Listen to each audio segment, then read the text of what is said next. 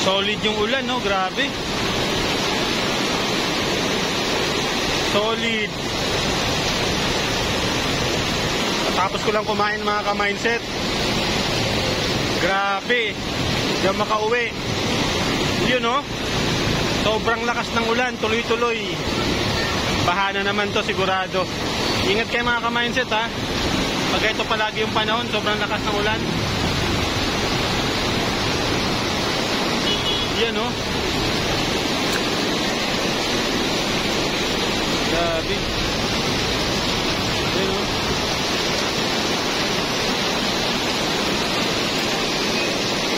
Ito yung unang ulan ngayong buwan na to, napakalakas, sobra.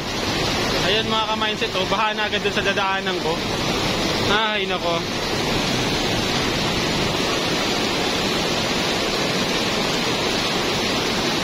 Oras pa lang isa mga 9:30 na ng gabi mga ka-mindset, no?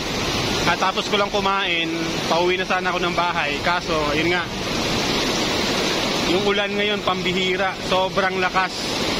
Samahan pa ng kulog, kidlat, for sure baha. So ingat po tayong lahat mga ka-mindset, no? Ingat sa pag-uwi.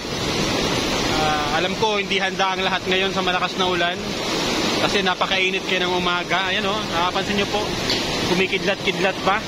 So ang init kayo ng umaga mga ka-mindset, pero ngayon sobrang lakas naman ang ulan. Grabe talaga, nakakatakot na yung panahon ngayon. Well, sa mga nagmamaneho dyan, mga nagmumotor, ingat. Sa mga nagkukotse o sa mga nagkukommute, ingat kayo palagi din, ha?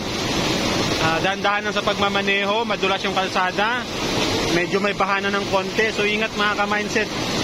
O, ayun, o, pinipicturan ako mga ka-mindset ng kidlat.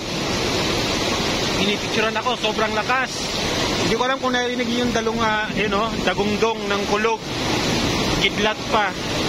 Grabe, sobrang lakas. So ingat lahat mga ka-mindset, ha? Ingat, sana okay tayong lahat, makauwi sa mga kanya-kanya nating mga tahanan, makakarating sa ating pamilya. Ayun na, baha na mga ka-mindset. So kailangan ko nang makaalis dito kasi abutan pa ko ng malakas na baha. So ingat mga ka-mindset. Have a good day, have a good night sa ating lahat. Ride safe. Sana makauwi tayo ng maayos at ligtas ngayong lahat ngayong gabing ito. Okay?